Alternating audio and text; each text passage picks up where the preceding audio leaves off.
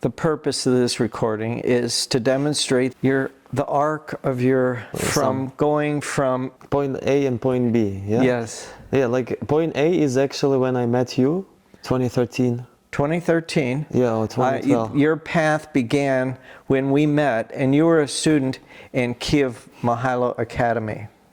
Yep. Yeah. So tell us about what it is to be a student at Kyiv-Mahylo Academy. They have a special name for the students that go to school there, right? Oh, they have many names actually there. Like they name in different ways those people who go to the first. They have categories for freshman, sophomore, junior, senior. Yes. And they aren't the same names that, for instance, that KPI uses. Not the same names actually. They have different names. So this is another level of university. Yeah, like I think that Kyiv-Mahylo Academy is the best university in Ukraine because they try to duplicate some Western culture, you know, things like you can decide what you want to study when you are older already there, like your sophomore and later. You can choose, you can put together your agenda, like what you want to study there, and at the end already you are like 50 or 60% of the classes you have, like you plan by yourself, and it could be anything, like literally anything. So you are not constrained, like if it's sociology, you have to study only sociology and that's it. Everything is about sociology. You can take political science, you can take mathematics, marketing, like anything. And that's it makes the life easier. You don't have to choose at the beginning, you know, something which you're going to study for 4 years. You can be flexible. You create your own curriculum. Yeah. You're now, flexible. in order to get accepted to this university, it's hard because you have so there are part of the, you can pay, right? So there are like, I don't remember exactly, maybe like about 50% of all students, they pay for their education there, and 50% they have like a scholarship which the government is sponsoring. The question is what kind of students you have there, because to get into Kyiv-Mahylo Academy you need to pass the exams in the just best way, and those exams, they are not in Kyiv-Mahylo Academy as it was many years ago. Like they don't have separate, they have one governmental test and you have to pass it, and then you can get maximum 200 points for a specific subject like mathematics or you know, or Ukrainian language. And then usually if you want to get into Kyiv-Mahylo Academy, in my class I had like maybe 30 students or something. 30 students in your whole admitting class for that year. For sociology for this year, like 30, 35. So these are the smartest students in Ukraine. In Ukraine, yeah, that's because they got this is the number one most smart students. Yeah, like so you didn't even know that you were being scored. No, I didn't. I came there, I thought this is the mistake, and then I talked to people and I was like, no, this is not a mistake. Like I got like almost 200 points at every subject, so they have 800 maximum, and then they have additional, and I think the top girl, she had like 832, and I was looking at her as a genius. Yeah, but still, like I got enough to get into the group for the scholarship, and so I got there. So we're in a class with the most intelligent young people in the largest country in Europe, in the capital city of the largest country in Europe. Yeah, these are the elite students. Yeah, it is. It is actually many of like students from Kyiv-Mahylo Academy, they occupy like top positions. We have ministers, we have, and you don't have too many students. Usually you have 3,500, about like 3,500 students per year, because in Taras Shevchenko University, another one big university, you have about 25,000 every year, and here you have like 30. Yeah, 30. Yeah, like 3,000. So you have like 10 times less students, almost 10 times less graduating, and still you have students from Kyiv-Mahylo Academy. You meet them everywhere in big companies, at top positions on the governmental, sector. So you can see this. That The it works. smartest people in Ukraine in that age. Yeah, I'm for Okay, sure. so there we are in the Being a Leader course. And so you signed up for that. What had you sign up for that? I saw it somewhere on the wall, Yes, that's all we had is Yeah. 8 by 10 on a wall. I saw like 3 important things for me which helped me to make this decision. That it's in English and I'm gonna practice English. It's about leadership. And anyway, I wanted to have at that time. So Okay. and then third one, someone from America gonna lead this course, and that's the good opportunity. First So of all, that was me. yeah, Okay. yeah, was a good opportunity to. I didn't know that it's you at that time. I saw No, just you the just knew picture. there's some Jeff American Evans. guy. Yeah, and then okay, so Jeff, that's definitely someone from America. He has to know how to do leadership, and that's a lead, like America's leading company, so country. So I have to go there. So those like 3 factors which helped me, motivated me to to take this course. And did you get what you wanted out of that course? Of course, like it's difficult to to analyze which like impact it had on me, right? Because there are many different factors. You can't just say, okay, that course did like 21.5% of my success in life. So Yes. it's difficult to tell that, but definitely, like it was in English, so definitely I was practicing English more there. Second thing, the leadership itself. I learned many different things. I still remember many different things. Like you don't have to there is like there is a field, and then you have people watching the game like on the stand. Oh yeah, in the court and on the stands. Yeah, Yes. I still remember like that part, like many of those things. It's still in my head, and you sometimes you don't use that terminology or something, but you understood the concept, the meaning, the sense, and then somehow already you're like in your behavior, you have it. So definitely, if I have something here structured, it worked for me. Leadership, it's not about learning only, it's about practicing that, right? Yeah. And then we met with you. I asked you what are your plans after the event, after the lesson, so that we can go somewhere. I can show you the city. And then we started teaching each other languages, English and Ukrainian. Yes. And then I came here, and because of you, I was able actually to complete my goal back in 2014 when I came for work and travel program as a student for a few months. So in 2014, now this is the next year, you came to the United States and you got a job at Six Flags. Yep. On a special visa from the school. Yeah. The school prepared a visa and they sent you, and this is part of your study in the university.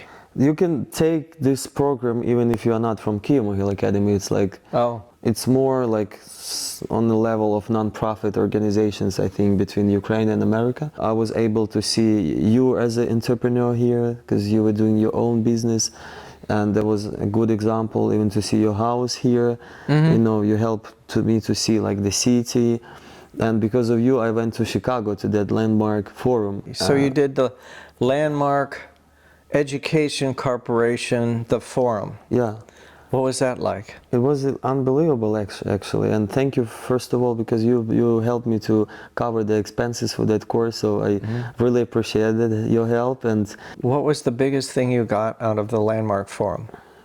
Even the atmosphere itself was super, like people were super open there. They were willing to it was different because this is American style of learning something. I never saw this before. I was only studying in Kyiv-Mahylo Academy. You were there, you were teaching us something, but I was never in this a huge group of American people studying something. And it's a little bit different because people are more open. They are not afraid to talk about what they do understand and do not. They are not afraid to express themselves and their thoughts. And that was, I think, one of the most important things I got out of that event there, because I was 19 or something, and most of people were 30 years plus. Okay. And I understood that, you know, I can use those things like that was happening there. I can use it as the example because people are grown up and they have something. They live in Chicago or they came to that city. They're learning new things. They are interested in leadership, and I was like really tracking almost everything what is happening there. But first of all, I got this atmosphere of not being afraid of express yourself, asking people, telling about your opinion. And then even at the beginning I was a little bit afraid, and then at the end I was already talking to everyone, you know, there, and like raising my hand, like you know, some, I don't remember the name of the coach there, but like she was asking something and I was like, oh, I have the idea, like let me tell about it. And then it was wrong and I said, okay, sorry, but you know what, I came here from Ukraine and you all are like cool guys, you know, and I just like was having this conversation. So I'm sure it helped a lot, you know, in my to my attitude to, you know, to such situations when you like public speaking, expressing yourself, interacting with someone. And then another thing was, it was in Chicago, and you know, you can come to Chicago just as a tourist, but you can come to like one of the biggest cities, business cities, to learn something, and Yeah. it's completely two different things. Even now, I don't really like just traveling. I like to do something when I travel, visit business partners, customers, learn something, you know. So I feel much better when, you know, like when I'm getting additional benefits, you know, from this trip, and I feel that I'm controlling something, but I'm not just like laying down and, you know, just relaxing and do nothing. I don't like those things. And it happened there. Like I was every day in the morning I was going, you know, to those courses, like I'm going to the university or something, or a business school, learning new things, meeting people. We were having lunches with a group of friends, new friends there, you know, somewhere close. And it was this, you know, atmosphere that you can do more. You are here already in Chicago, in America, and you are studying leadership. Like, why can't you start business, you know, in this country? Why can't you do that and this? And so, my world became like bigger. What I can do became bigger. Even I remember I met one guy there, and we were talking about Ukrainian restaurant in Chicago, because I was telling him about Ukrainian food, and he said, let's open the restaurant there. And we were just discussing the ideas, places and stuff. And, you know, we didn't do this, but still, you know, even when you're already thinking about this, that it's possible, you know, it's already 50% of success. Yes. Yeah. Yeah, and it was also, you know, when you do something in a big group, it's also different, because you can, you know, you see that it's valid. It's because many people are following, you know, what the coach, the lecturer is telling, and, you know, the more people you have, the more powerful you. It's like on a stadium when everyone is screaming, you feel this energy, right? Because everyone is screaming there. And here also, when everyone is listening, a lot of people are engaged, and you can discuss it, and, you know, it's a little bit different atmosphere. So I also remember this, like, quite. You know, I have those bright memories about this. Anything else about it? And I can think more. That's what I get, you know, like at the first, you know. Okay. It's really bright in my. In my so your world opened up, went from this big to really big. Yeah, like what I can. It's the same like when I was in a small village, and then I came to Kyiv, to Kyiv-Mahylo Academy first, and then the Kyiv, so the world became bigger.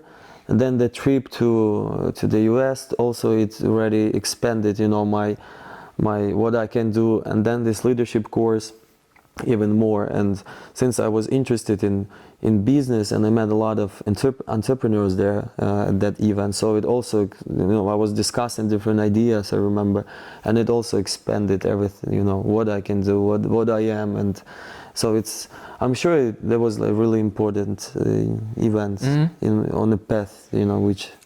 I'm taking. So we were talking earlier about your studies at Kyiv-Mahylo Academy, and I asked you, well, are you using anything that you studied formally in what you're doing now?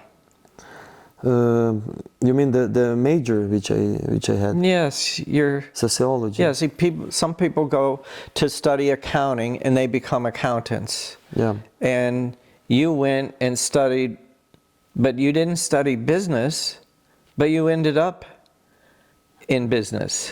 Yeah. How does that happen?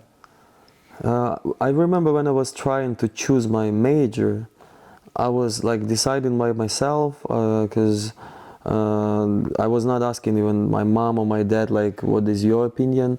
I was thinking that I want to change. At that time, I wanted to change the situation in Ukraine for better, and I was thinking about politology, political science. Yeah. And I was thinking about political science. Then I will go there. They will become a deputy, a minister, or something, and will change the country. A deputy is like one of our congressmen. Yeah. Yes. Or a minister, right? And will change the the country for better, the economy and everything. But then at the end, I understood that I was talking to some people, and I understood that political science. I'm not sure if I want to do this. And since political science is only about politics, I need something which has a little bit broader. It contains more different things inside, so I can, because I don't know what is better. So that's why I decided to do sociology, because I didn't want mathematics. So you switch your major to sociology. Yeah.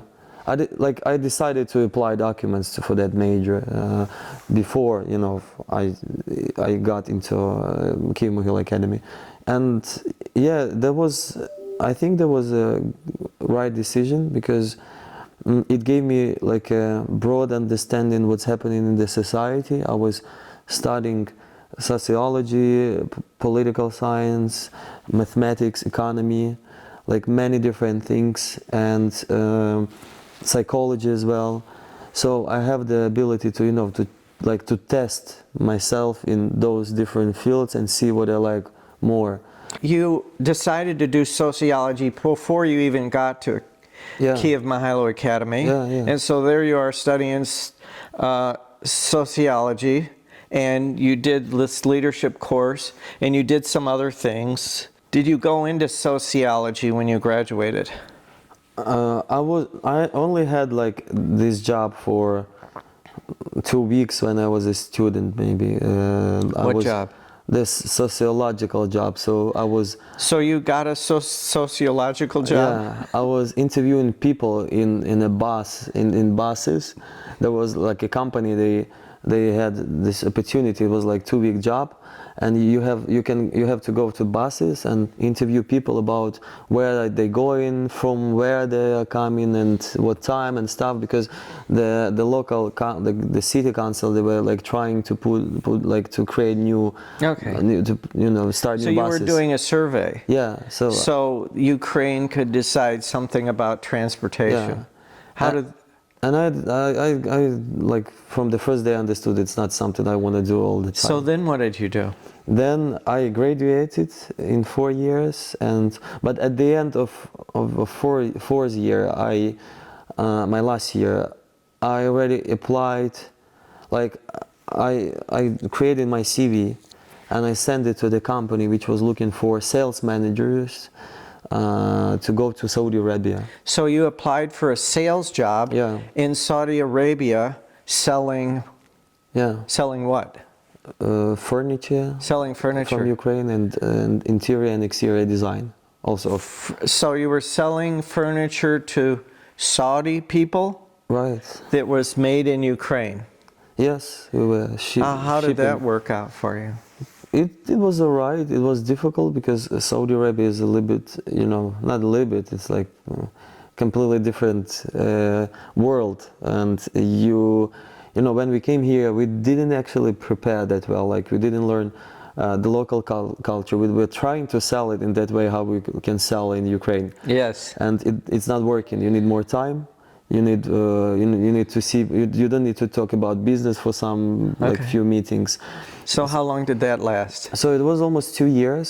And the end of it was the realization that you were trying to sell these Arabs the same way you would sell a Ukrainian Yeah. person.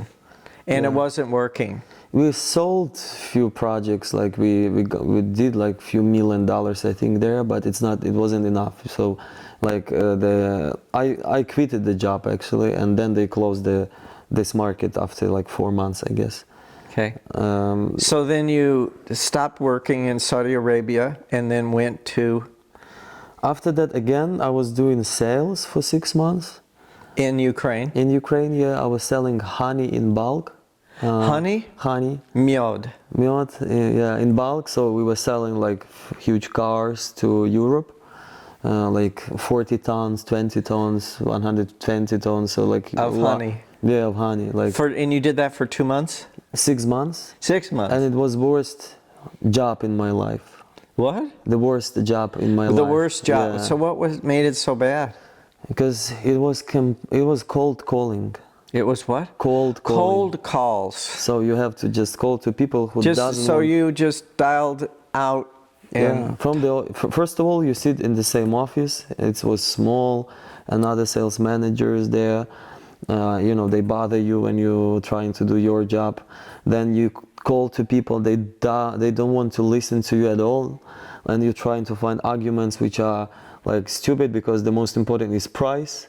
And we were like agents, we were not producers, so we always have higher price than the producer. So it didn't even make too much sense. And but the worst thing was that I was not learning something new actually. Like I was just calling people, and you don't have any other functions there. Like so you weren't connecting and you weren't learning. yeah, I felt like I'm just sitting at the same place, and I remember this situation when it was like 3 p.m. so everyone is still working, and lunch is over already. So everyone is supposed to be in the office, and I'm coming closer to the window just to a little bit, you know, like do exercises, because I was sitting, and I'm watching down. The office was on the 28th floor, and I'm just watching down the street there, and I see people walking there, and some of them walking really slow, like, you know, like walking just and enjoying, you know, the weather and life. And I understood that I'm wasting my life here. I want to walk like those people at any time, like not at the end after 6. I just want to, if I want to walk, I want to walk at 3, at 1, at 2, at 12. And the only thing I can do is business.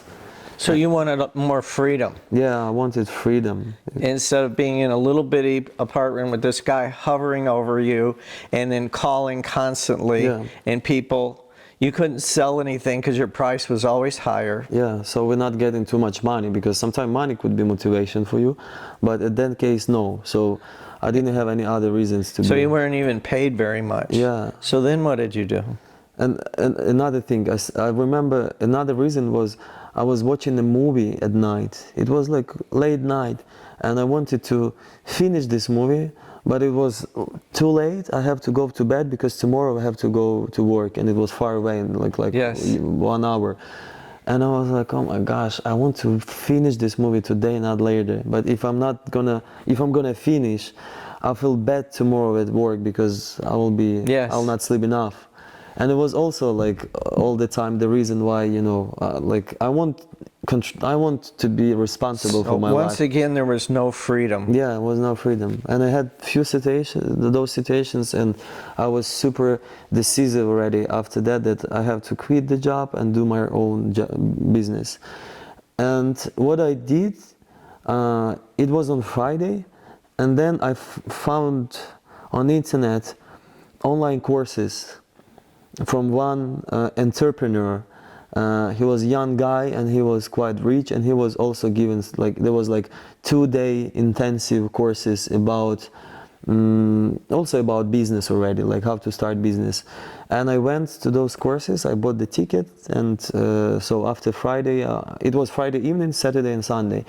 And I remember there were a lot of young people, like 18, 19, 20, 25 maximum, and they were listening to that guy, and he was the owner of many different businesses. And it was more about motivation, but not about instrumental things, how to start business. It was literally the motivation that you have to start your business. And it was exactly what I needed in that time. And I listened to him. And on Saturday, I decided that I'm gonna quit the job and start my own business.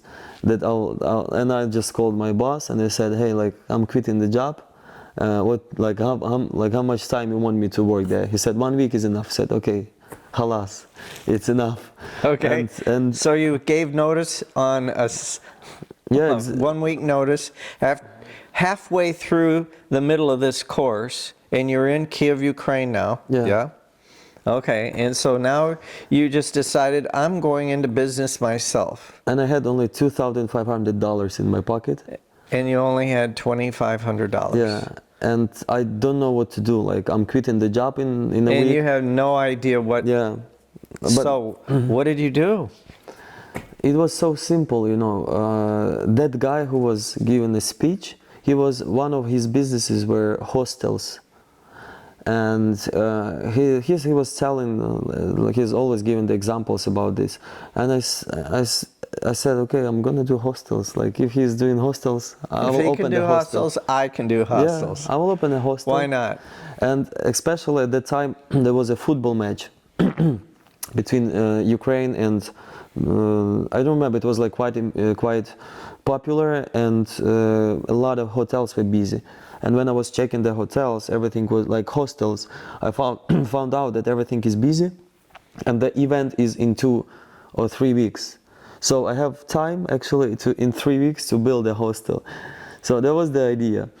And so the soccer, this European soccer match was going to draw a lot of people. Yep. And so you have 3 weeks to get a hostel. Yeah, and the prices went crazy. Like the top hotels were like million hryvnias.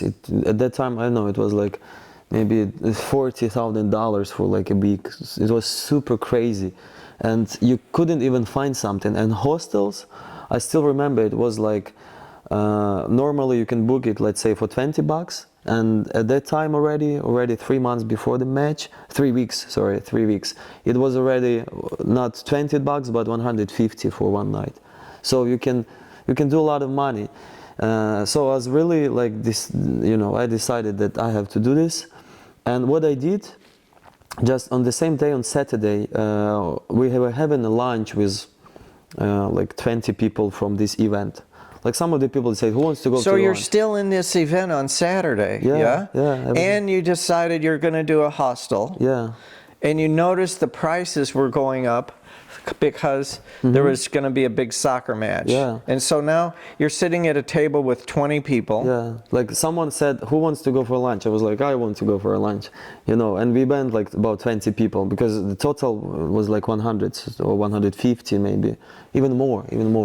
And about 20 people went for that lunch, and so we were like introducing each other, and I said that at that table already, I said I have the idea to open a hostel, you know, like I will open a hostel, and everyone listened to me. And then, like when we already finished our lunch, one guy there, he came to me, he said, like, I want to open a hostel as well, so if you need any help, let me know. And we exchanged the contacts. And then I'm coming back home at that evening on Saturday, and I just decided to call him. And I'm calling him and telling, hey, like, I have $2,500. I need more money. If you are ready to invest, let's do it together and open like a budget version of a hostel, because this is the event. I checked the prices. We have to do this. He said, yeah, let's do this. I was like, yeah, I have a business partner and I have another amount of money which I need, you know, like another $3,000, let's say. And this is in a week you called after the course? The same day. So this is still on Saturday. It's you still called on this Saturday, guy. yeah, it's the same day. And you proposed to start this hustle together. Okay. Yeah. And then next day was last day, Sunday.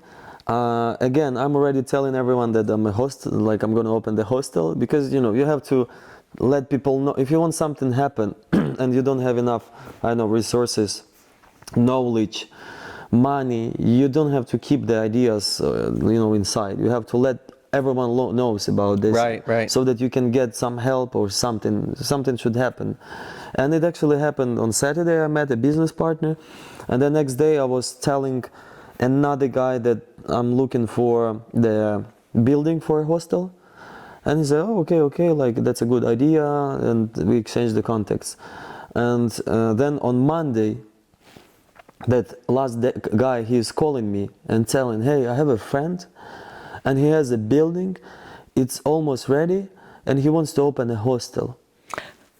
And it's actually made for a hostel, and it's in Borispol. It's the airport next Yes.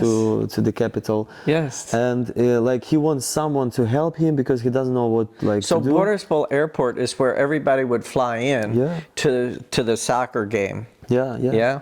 So, and I was like, really, it could be like before. I couldn't even think that the life could, be in that way. That, like, you just talk, you do something, you share, and then you get it. Like, it's so easy. And only 3 days changed my life completely. And like only 3 days, and on Monday evening I have a building, I have a business partner. Even my $2,500, which is almost nothing, is already enough, because we at the end we calculated everything, and my father helped me with the kitchen equipment, and because this is his business, and I actually borrowed him his money. A little bit, like $800, I think. And I said, like, if you are able to give it me back, give me with kitchen equipment. He said, oh yeah, perfect, like I'll do this, I have it. So I took this equipment, it was a part of my investment.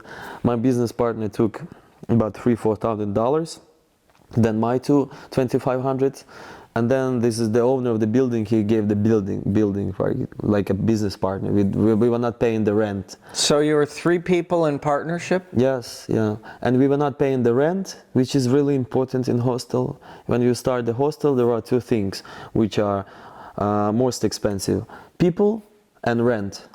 And the same with cafe, with restaurant, with servicing businesses. And we didn't have that expenses, which the probability of success is much higher in that case. So so he had the building, and all we need was the furniture and to finish the kitchen and the restrooms, because the rest was ready. So we were trying to do everything on time, but the guys who were doing the restroom, they get drunk. They were getting drunk actually all the time, and they didn't finish this on time.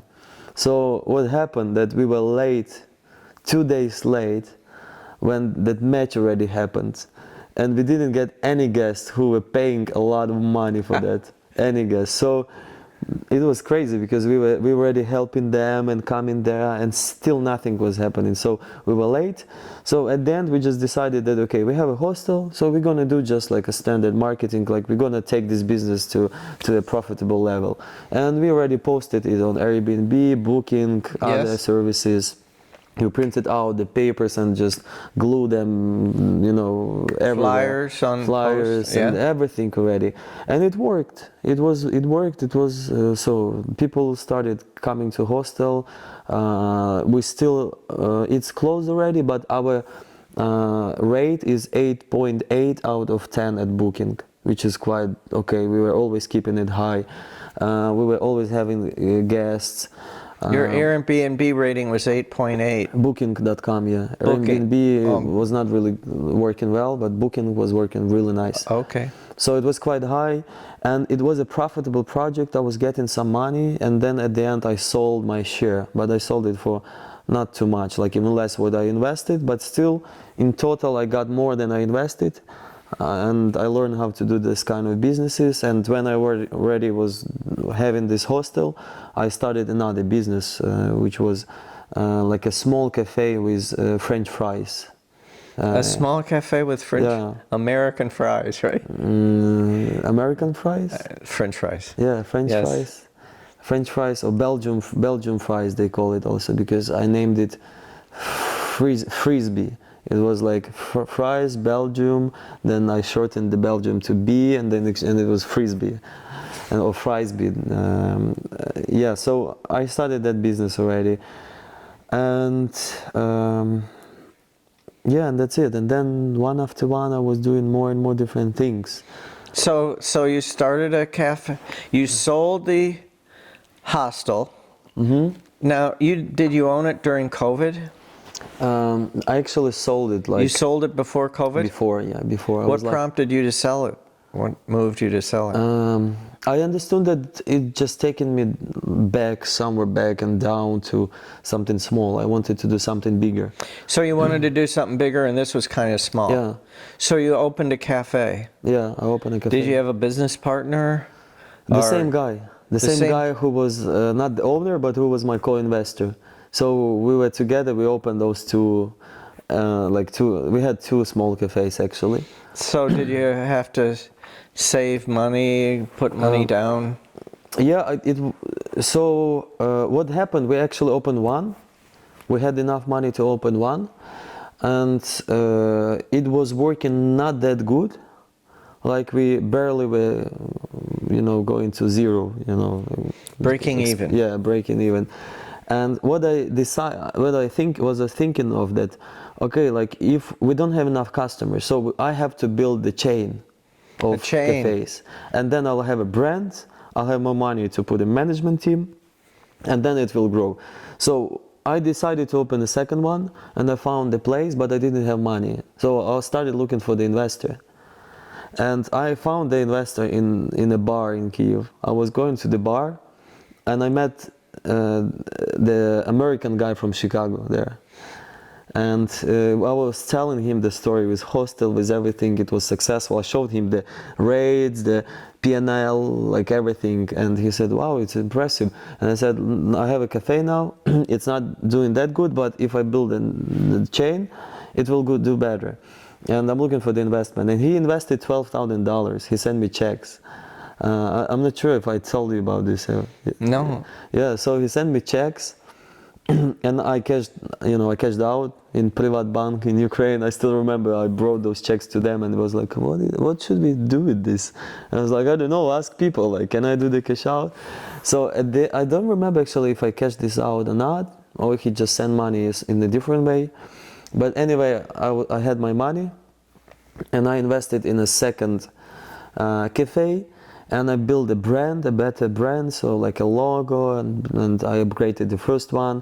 And when I was doing this, I understood that I don't want to do cafe business in my life. I want something bigger. So you did a second cafe. Yeah. Was it doing okay? Was it doing well? Not really. It was hard. I think I need to build more and more and more. You won't get too much money because you have just one building. Let's say you have 20 seats. If you have maximum, you can get more people. It's not something where you can earn a lot of money. And I knew that I have to do something different, and I decided just to sell it. So you sold it, and then you gave your investor. I gave my investor money, and I gave $1,000 on top of that in 3 months. So he invested $12,000. I gave him $1,000 on top. In 3 months only, because I sold it really quick, and I got some money for myself, and I decided that I want to open a bar. So now, how much money do you have? How much cash do you have now? To open a bar? Yeah. I don't really remember. Not enough. Also, maybe $6,000 or something. Not enough to open a bar. Not enough, and I started looking for the investor again. So I was looking for an investor, and I found 2 guys. And at the end, they decided not to go with me. And then my friend recommended me like a rich guy. He was working for him, and he introduced me to him. And I came to that guy. I told him about the concept of my bar. It was $1 bar. Like you can get any alcohol for $1. In Ukraine, it was okay, like with those prices. And it was the concept. You don't have prices. You just give $1 and choose whatever you want. And he liked the idea. But he offered me to do a cafe, but a big cafe in another city because he owned a building there, and there were a lot of customers. And I just checked that place, and I saw there were a lot of potential customers, good area, no cafes. So I said, okay, I'm gonna do this one more time, and I opened like a big cafe already. There was like a cook and like a lot of people, a lot of places. So it was bigger. We invested already. Because the first cafe I invested about $8,000, I think, in one, and this one was already more than $30,000. And I opened that one, and then I opened another one in another city. So the first one was Dnipro, another Zaporizhzhia. So again, I had 2 cafes, and I decided that again, I don't want to do this. And I found a guy who rented those cafes, like a working business, and he was actually paying good money to us. And for another half a year, I was living for that money. I was getting like, I don't know, like up to $2,000 just for nothing. Like he was just, managing the cafe and giving us like money. And those cafes was my last offline business. I decided I want to do online only. When you build a website, and today you could have 1,000 people, and tomorrow you could have 1 million.